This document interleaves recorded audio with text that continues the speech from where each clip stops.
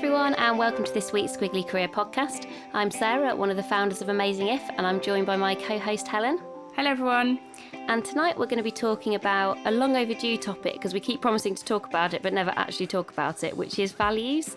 And we thought it'd be helpful just to start with values, thinking about what they are, why they matter for you, and also really why they matter in the context of Squiggly Careers, because that's all what this podcast is all about. For anyone who's new, a new listener this week, hello and welcome. And everything we try to do on the Squiggly Career podcast is all about helping people to develop the skills that we all need in this increasingly squiggly career and world of work. And values are essentially the things that make you, you. And I think a good way to think about values are they're the things that motivate and drive you. They're very personal to you, and they're really the things that when you're living your values, both in work and outside of work, you feel really happy and motivated, and they have a really big impact, I think, on how much you're enjoying what you're doing. And when those values are not around or not present or get taken away in some way, shape or form, it's often when you become really unhappy in your career, and that squiggle is sort of more a sad squiggle rather than a happy one. A squaggle. So I think the thing to think about when you think about values are these are the things that are really important to you. And in terms of this squiggly career, the thing that I found most valuable discovering my values has been that they help you to make better choices about your career in terms of what are the things you want to do and why do you want to do those things. And the kind of slight health warning at the start of talking about values, which is probably why we've not taken it on, to be honest, until now, is that values definitely take time to discover, apply, work out how you can kind of use them in the real world. But there is definitely ways of quite quickly getting to some clues about what your values might be and start to kind of make this an active process. And I think I've probably first learnt about values maybe 7 or 8 years ago now. And it definitely took me a couple of years to really consolidate and think about what my values actually were, how much was I living them. And then I think at that point I could start to think about other people's values and how that might impact my relationship with other people and how I started to make decisions based on those values. How about you, Helen? Has it taken you that long, or you're in your efficient, I did it in a week? No, it has also taken me that long, because I think it's not until you start using them in a way, so or kind of being conscious of them and thinking about, why am I not having a great time, or why do I want to move on from this role, or why am I really enjoying this? I think it's not until you start applying some of that stuff to your values that you really get that aha moment. And we train on a couple of different areas that we talk about on this podcast all the time, but value, strengths, confidence, networking and future are like our core areas that we talk about when we talk about squiggly careers. And I always think that values is the one that has the biggest aha moment for people when we deliver it. Mm-hmm. And they're like, that's why I don't get on with that person, or that's why I was really happy then, or why I'm really frustrated now. And it took me quite a long time. I did it with a really good a coach called Joe Simpson back when I was at Eon, so that's quite a long time ago now. And at the time I really liked it. At the time I sort of didn't know how important it was going to be for my career, but since then it has guided all of the career choices that I've made when I've looked at new roles. It's really helped me to evaluate them. It helps me to reflect. So very recently, like in the last couple of days, I've sat down thinking about me leaving Microsoft and going on to Amazing If full-time. It's very exciting. I've sat down and thought, in the context of my values, what do I need to do to make sure that I'm living my values as fully as I can during this change period? And so I use them now in a really, really active way. Super important, but took me a while to work out how to use them. I was just thinking, for people who listen to the podcast every week, that'll be the first time that people know that you're going to be doing something different. Yeah. And you said it in such a nonchalant way, and I was like, that's quite a big moment, and a big. I was trying to think for people who do listen every week. I imagine we're some sort of it's like a cereal, and you're like, oh wow, that's big news out of nowhere. I know, sorry everyone. They're big news. I've been pondering on it for a while, so I feel like this decision has been in my head for a while, but it's very public now. We're going to do some stuff to celebrate it in line with our fifth birthday that you'll find out more about soon. But yeah, exciting news. But I'm very actively thinking about my values in the context of that change. So. And I think it's funny how you mentioned there Joe, who was like the first person who introduced you to values. Again, I've got quite vivid memories of the first time somebody introduced me to have, do you know what your values are? And I was just, it wasn't even something I'd come across. And again, it was a lady called Michelle McGrath, who's an amazing lady who works actually leads a company called Brand Learning. And actually, I think when you reflect on it, you're so grateful to somebody for introducing you to this idea because, like you say, at the time, you just sort of think, oh, this is interesting, this is going to be useful. And it ends up being so pivotal. So if you've already been introduced to the concept, that's brilliant. Hopefully this will help you think about it a bit more. Or if it's the first time you're hearing about it, kind of sit up and take note. I guess we would encourage you to really spend some time on this because for both of us, I think it's been so important. So we're going to share briefly what our values are because I think that's just helpful for everyone to know at kind of the start of the process.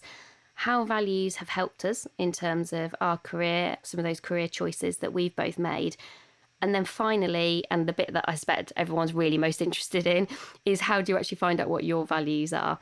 And we won't go through a big long process over a podcast because everyone might kind of lose the will to live a little bit, but we will give you some really easy hints and tips to get you started and some really useful resources that will definitely get you to some outputs actually quite quickly.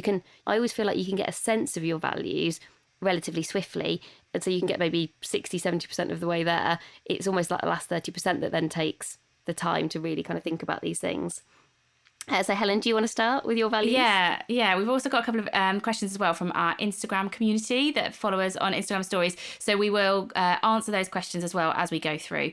So they're very much in mind. But yeah, my values. So I have 4 values, and you normally have about 3 or 4 core values. There's something different called satellite values. So there will be a number of things that are important to you. So for example, honesty is important to me, integrity is important to me, relationships are important to me, but they are not my core values. They are broader things. And so you normally have 3 or 4 things that will trump basically everything else. And when you are faced with hard decisions, it's the core values that you'll almost trade off against some of those other things. That doesn't make you a bad person. It doesn't make me dishonest or lacking in integrity. It just means that there are some drivers for me that are stronger than other ones, and that will sort of drive my decisions and my emotions state.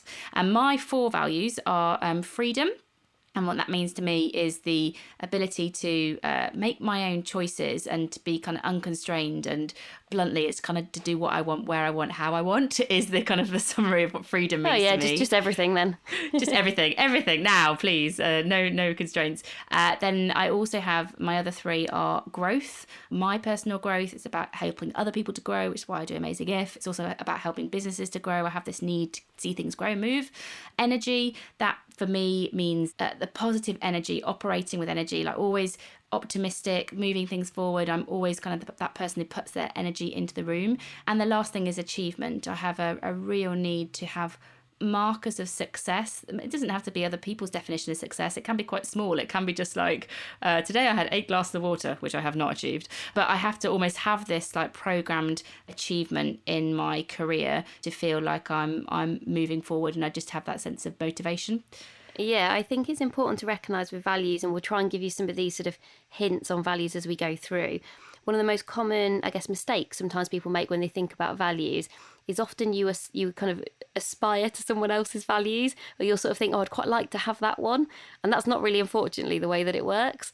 Your values are actually formed at a very young age, almost whether you're aware of them or not. They're really heavily influenced by growing up and your family and all kind of the surroundings, the environment when you're younger. Sometimes when we're doing this exercise with people, I'll think, oh, their values are so nice. They have like really lovely values that are essentially amount to saving the world. And I'll think about mine and be like, oh, I wish that was me. But just kind of catch yourself, I guess, as you're going through the values exercise to really make sure this is who you are, has always been who you are, because values, actually your core values don't tend to change very much. The priority of them might change a little bit, but fundamentally they tend to stay pretty stable, and you'll see that in lots of resources that we recommend. Lots of people kind of making that point again and again.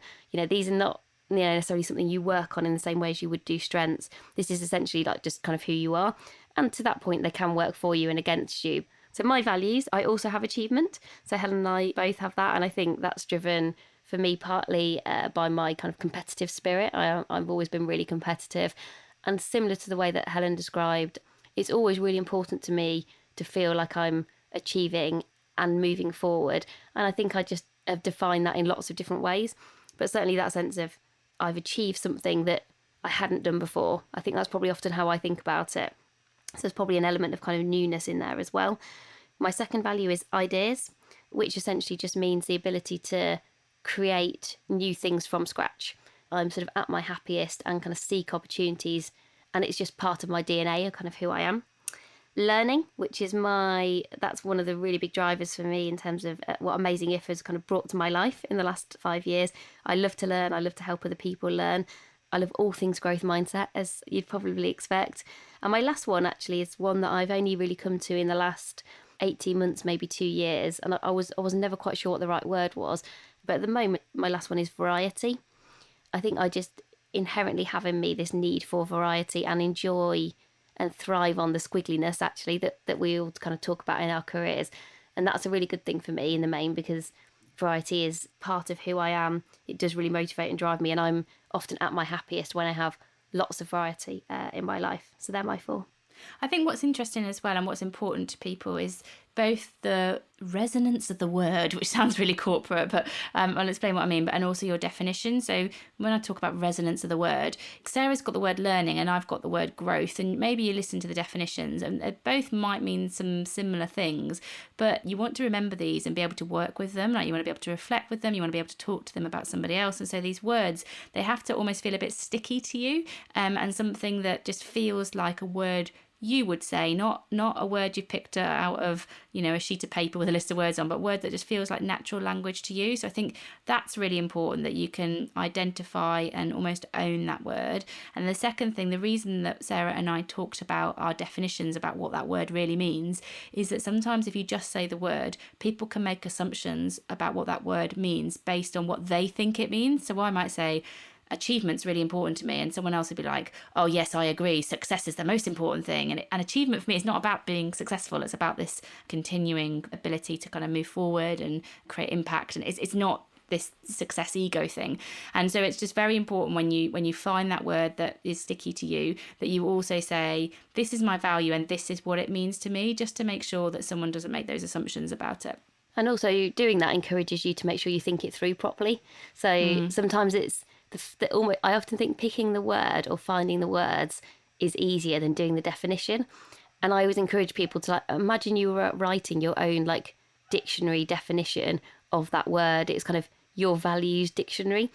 And it's when you start to get into the definition that I think you often find, actually, have I chosen the wrong word here? That definition doesn't feel quite right to me.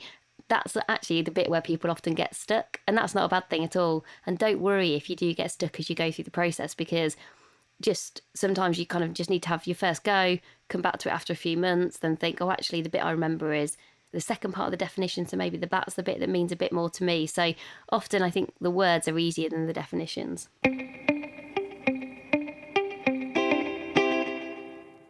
So the next thing that we wanted to talk to you about was to sort of bring this to life for you, is how you've got this sense now of what Sarah and my values are, but to give you some guidance about how we've kind of used those practically in our career to make better choices, which is what they can really help with in squiggly careers. So my first example is when I was moving from BP to Virgin. And at the end of my time at BP, I wasn't amazingly happy at that time, because I think I felt that there was a bit of a difference between my true character and the persona that I was operating with in the company. Nothing wrong with the company at all. It was just the fit for me in that particular area that I was working with. And so I didn't feel authentic every day. And I really wanted to go somewhere and work for a company where I felt that I could be really authentic and I could work in line with my values as much as is possible. And so when I was going to Virgin, I was looking at different companies, and I kind of thought, I think Virgin might be a place where I can have lots of freedom and have lots of achievement, and I think it will have energy. And that was sort of based on an assumption of some people that I knew that work there, and also kind of what you interpret about a brand and a business. But what I very specifically did was, when I was going through the interviews, I asked questions that were interlaced with my values, and the interviewer had no idea, but I was asking questions like, what sort of freedom do people have in terms of how they work and what they work on?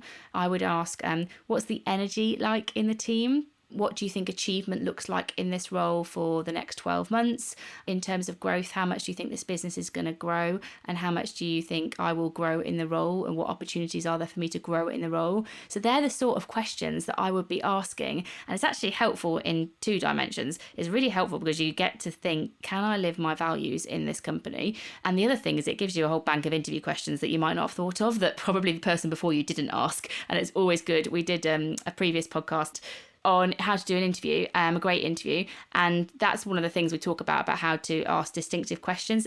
Using values-based questions is a really good distinctive way because they'll be unique to you, the questions that you're asking. And ultimately, I got some great answers that helped me to think this is going to be a place where I can really live my values. And it definitely was when I was there.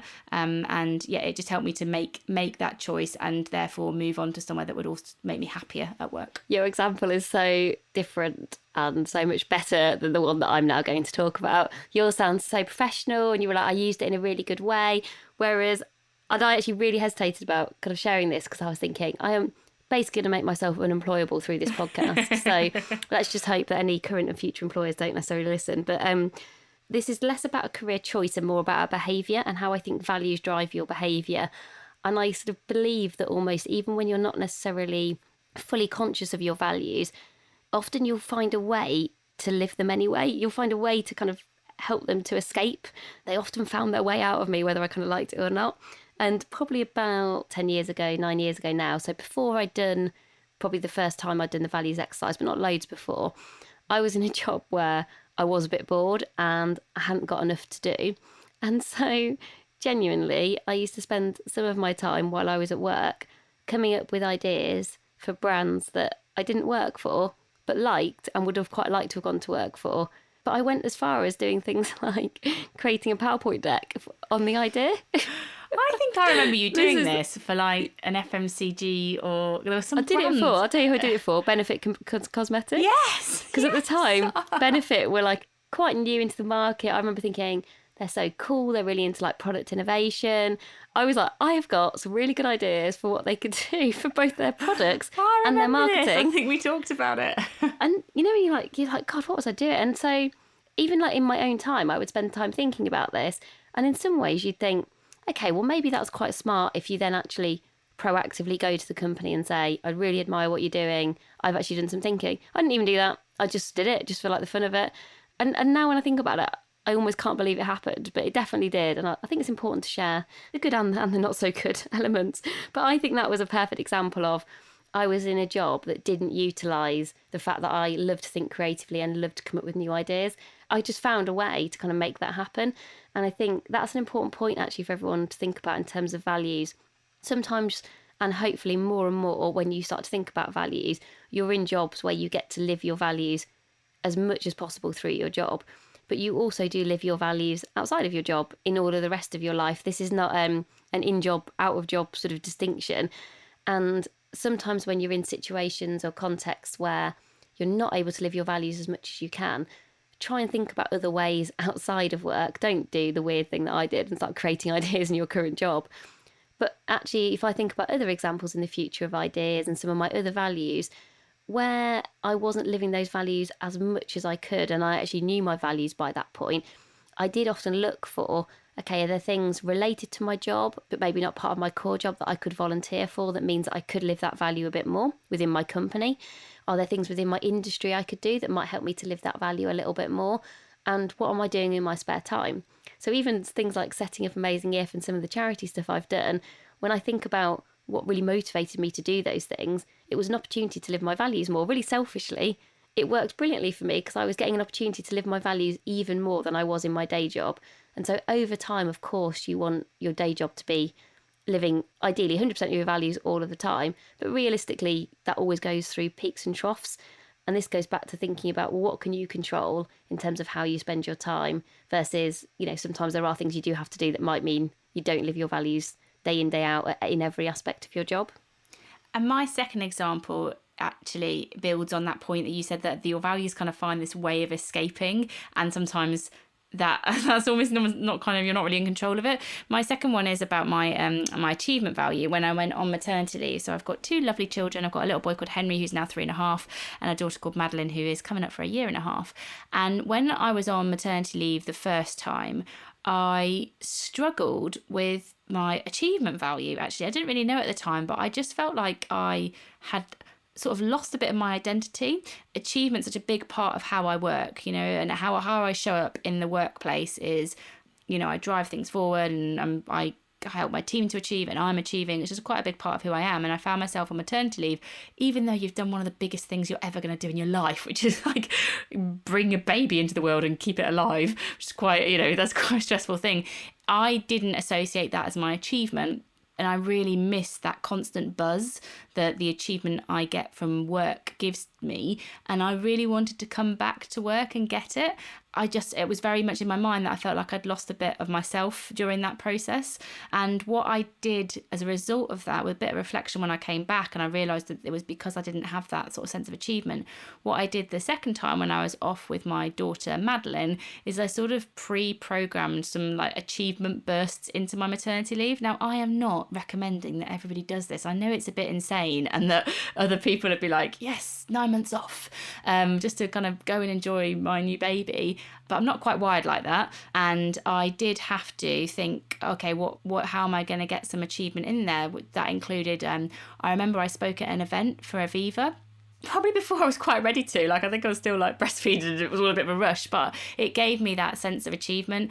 I did one of my MBA assignments when I was on maternity leave, and it just really helped me not to completely dial that value down whilst I was outside of a work context. And I think that's an example of how these values show up in your work life and your home life, and how sometimes they can serve you and not serve you. Arguably I should have just been looking after my baby, but you can't help it. That was just what makes me happy when I'm achieving. So, and I think that also makes me think about, once you do know what your values are, it can also just help you have a much better understanding of why you're feeling the way you're feeling.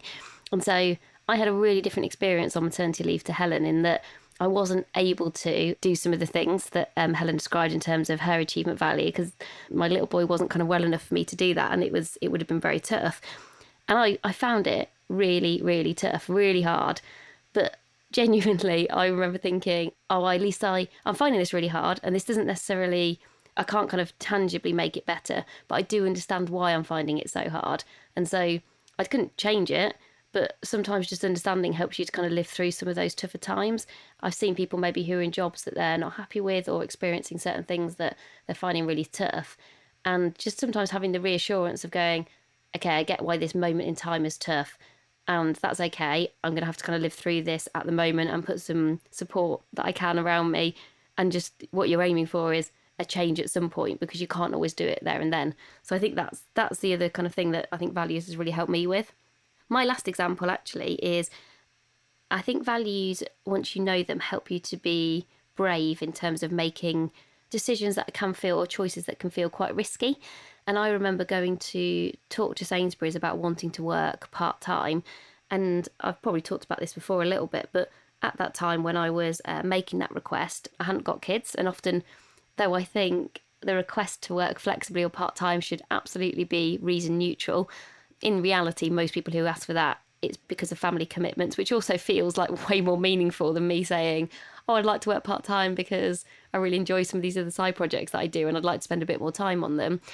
And I don't think I would have been brave enough to have that conversation or to ask that question if I hadn't been aware of my values, and to know and to feel confident in, if I can make this happen, I know it's going to make me really happy, and I'm convinced it will make me even better at my current job, and it will give me a load more happiness from kind of some other stuff. So I think that's probably a better example than my first one of me doing something kind of positive and meaningful with my values to kind of drive a choice or a decision that I think a lot of people could have looked at and said, well, why would she do that at this point in her career? She doesn't need to. She's going to make less money, because as part of it, I obviously got paid less because I was working less, so kind of rightly so.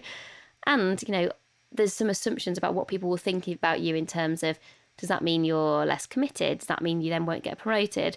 And actually, none of those things turned out to be true. And actually, I was very much supported through that process. And, people were really encouraging of me, which was brilliant.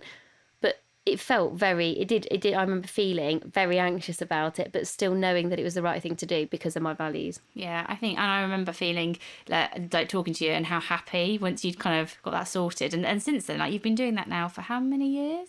I don't know. Do you know, I was actually saying to somebody today, I was talking to Timewise, who do some brilliant work in the areas of kind of flexibility and job design. The lady, Karen, who's the founder, was saying because she's worked flexibly for so long now, she can't imagine any other way. And I actually said the same.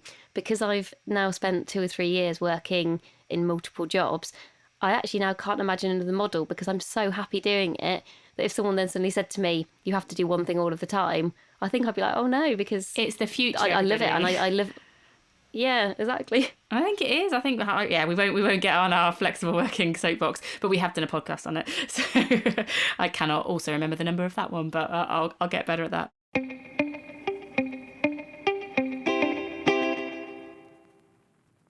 Let's move on then to how do you find out yours? Because hopefully you've heard from us about how it helped your careers, what our values are. You've heard how it's helped us manage our careers. I think we really want to move on to some actions that you can take, and we'll talk through a couple of them now. And then there are some really good resources that if you think, actually, I'd like to go into this a bit deeper, that we recommend you go and look at, because there's only so much we can tell you over a podcast. You know, we do quite deep training sessions on this and coaching for people on it. So the first tip we've got on how do you find out yours is to reflect on a simple but a really big question. And that question is, what's important to you about who you work with, where you work, and what you work on? And when you're thinking about that question, just write down your answers. I mean, the most effective thing that you can do is say that out loud to somebody else. So, I'd be asking Sarah, and Sarah would just be kind of thinking without speaking. That's not what you'd be doing. You'd be speaking without thinking. And I would just be noting down everything that she's saying, and then I would play that back to her and kind of mirror what she'd said, because then I could be saying, did you realise that you said the word variety 3 times in terms of what's important to you about what you work on?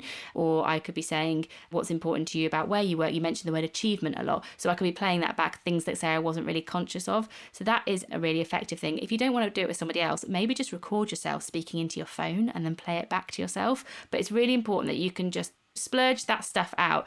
And that what's important to you question is also a really good way of getting clues as to what other people's values are. So it is very rare that you'll be in a situation where you can just go up to somebody and say, what are your values? Because they may not have done some training or been coached on it, and it seems a bit of a funny question. But you can say to people, again, a good interview question, what's important to you about your work here? What's important to you about the company you work with or the people that you work with? And in their response will be clues as to what their values are. And I think, who was it? One of our questions from Instagram was, what should you do if your values are different to your managers or the person that you manage? First of all, surfacing them, that what's important to you question is a good way of surfacing them. And then I actually had this one, my manager at Virgin, his top value was efficiency, and mine's freedom. And so I kind of liked, sometimes I'd be like, you've just taken over my entire day, like trying to answer all these things that are really kind of important to you. But what we did was we had an open conversation about it. And I said, I know efficiency is really important to you. What does that actually mean in practice? And he said, nothing. Actually, it means me just getting stuff off my plate, but you don't have to come back to it all.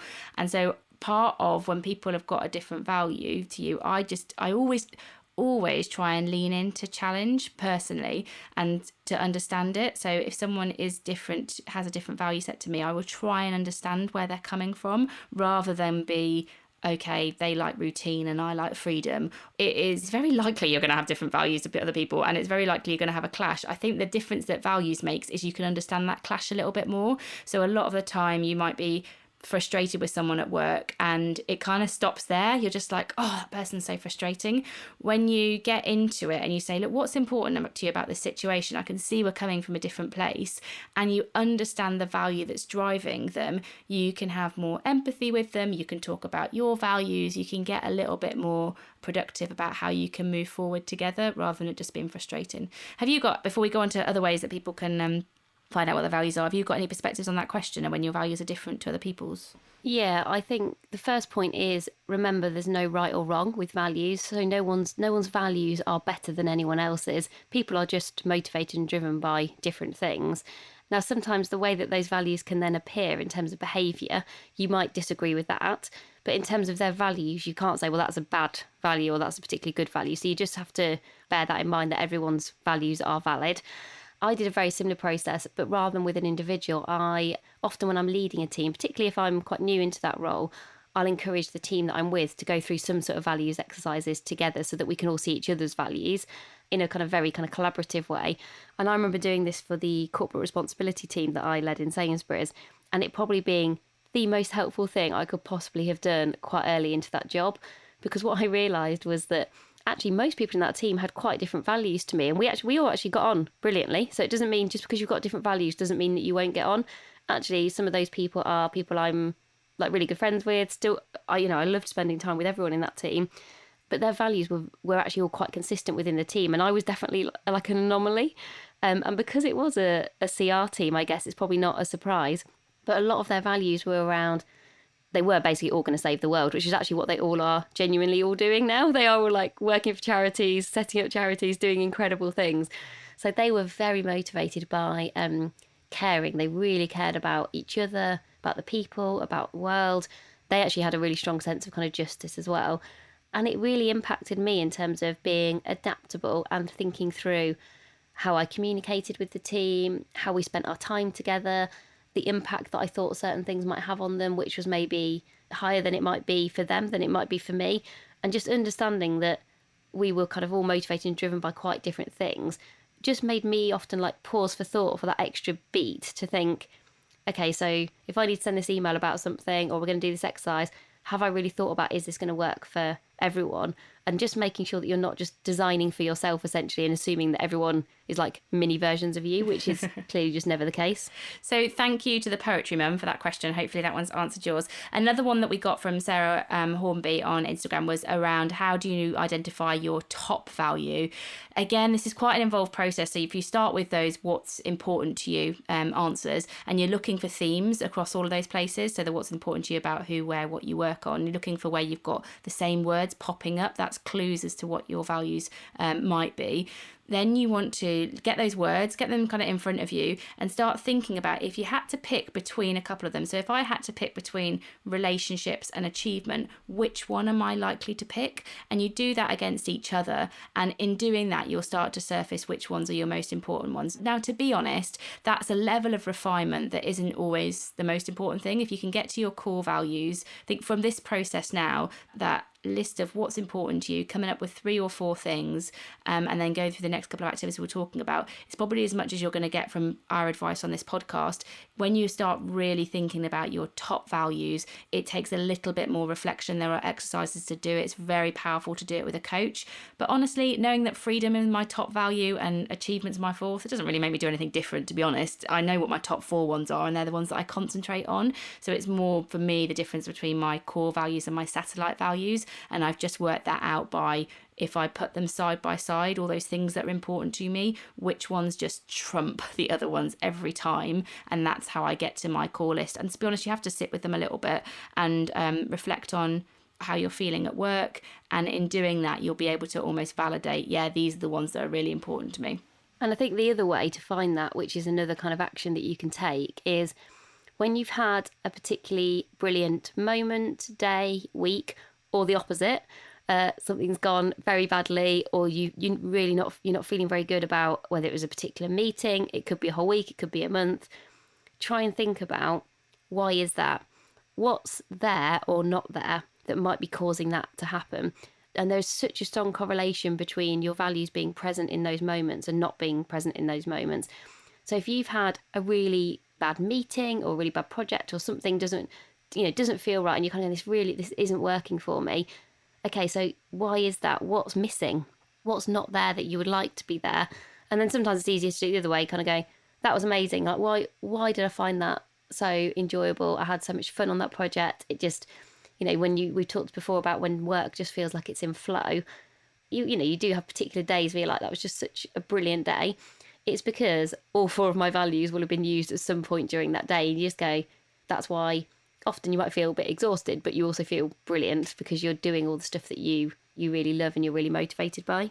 I think that's why it takes a bit of time as well, because you have to reflect on this. You know, you have to do that exercise for a couple of weeks, and that's when you see the consistencies and you're like, oh, that word keeps popping up on all of my really good days.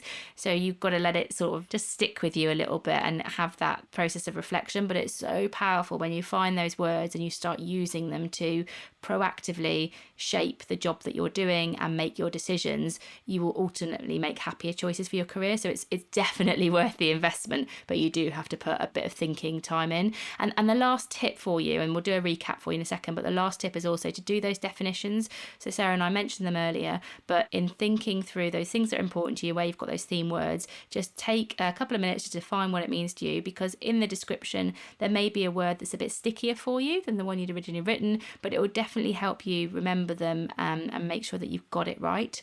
So just a bit of a recap then on how do you find out yours. The first thing is to do that exercise about what's important to you, who, where, what you work on. Say it to someone else, say it to your phone, write it down, but look for themed words, repeated words in those different instances.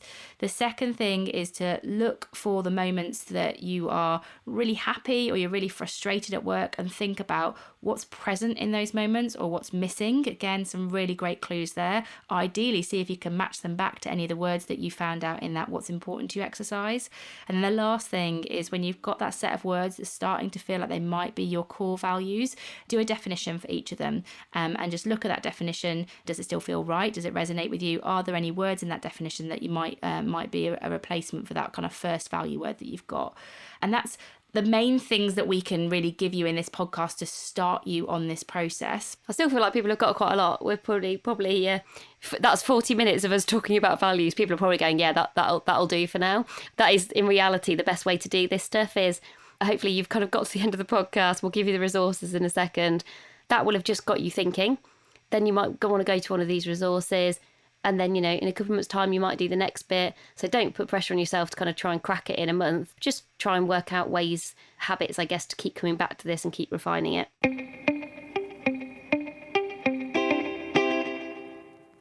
Should we go through the resources that we've got for people? Yeah, so do you want to start with yours? Yeah, so, we've got 2 or 3 things that I think would just be really helpful in terms of the process. So Mind Tools is a really good website that actually has lots of exercises and resources on there for career things generally. But they do have a very helpful, here's an outline of values of how they work, and here is a step-by-step process for how you can get to yours. There are actually quite a lot of step-by-step processes to get to values. Fundamentally, it kind of doesn't matter too much which one you go through, just so long as you get some outputs. You might go through 2 or 3 and just kind of see what they all spit out, and then you compare and contrast. They're all pretty similar, I think, and I've done quite a few of them. There is another one that's free that you can do, which is called the VIA survey, which we'll put a link on like Instagram and LinkedIn, things like we always do. And again, that helps you to just fill in a questionnaire. That's more of a questionnaire-based one rather than a process that you do for yourself. So fill out loads of questions, and then it spits out kind of some words and ideas for you. So they're 2 that I definitely recommend having a look at, because you'll just get some tangible outputs from those. And the last one for me, it is another step-by-step process, but it's one of the best that I've found, and it's really nicely designed. It's on dawnbarkley.com, and it's a whole workbook, a free workbook on how to work out your values, and it's got process, it's got words you pick from, really, really good free resource that she's pulled together.